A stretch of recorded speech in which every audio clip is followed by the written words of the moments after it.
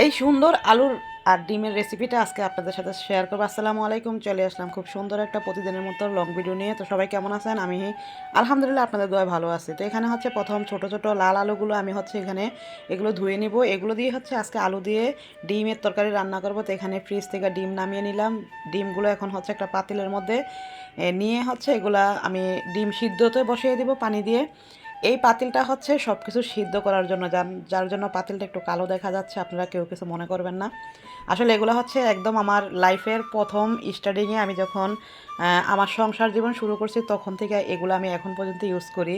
এগুলো হচ্ছে আমার মা আর বাবা মিলে আমাকে কিনে দিয়েছে, যার জন্য স্মৃতি হিসাবে এগুলো আমি ধরে রাখছি। বাবা মা নেই, বাবা মার স্মৃতিগুলো এখনও আমি আমি এই কড়াগুলোতে যখন রান্না করি তখন বাবা মার কথা সবসময় আমার মনে পড়ে।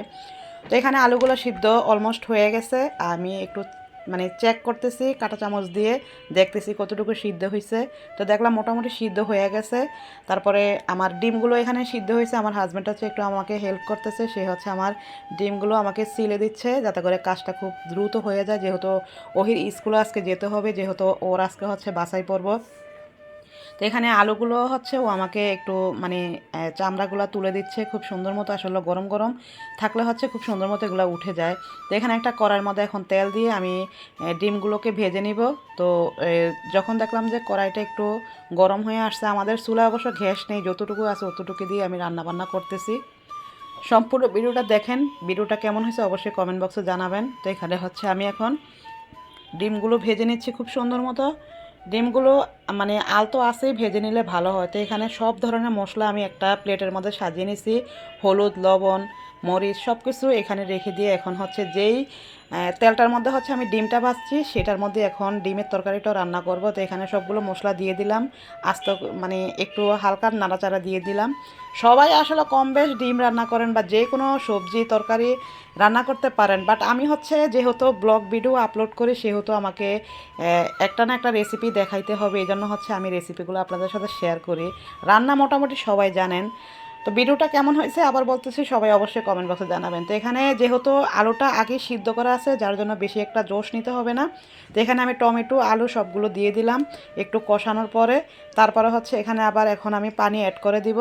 বেশি পানি দিব না, যেহেতু মানে সব কিছু সিদ্ধ।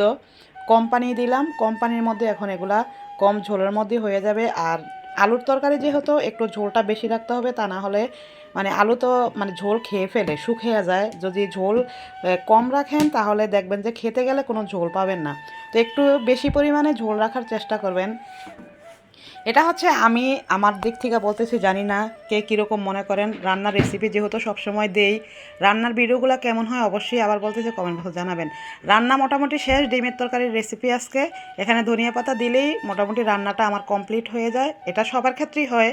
তো আমার রান্নাটা আজকে কেমন হয়েছে, আমার কাছে তো খুবই ভালো লাগতেছে। যখন রান্না করতেছি তখনই মন চাইছে যে এক প্লেট ভাত এখান থেকে গরম গরম তরকারি দিয়ে খেয়ে নেই। বাট ভাত খাওয়ার একটা টাইম আছে, সেই টাইমে হচ্ছে খাবো, যেহেতু ওহি স্কুলে ওকেও আনবো, তারপরে হচ্ছে ভাত খাবো। তো ওহি হচ্ছে আজকে স্কুল থেকে আসতে একটু লেট হয়েছে, যার জন্য আমি এখন একা একা বসে ভাত খাচ্ছি। ওহি যখন আসবে তখন আবার ওকে ওর খাবারটা দিয়ে দিব।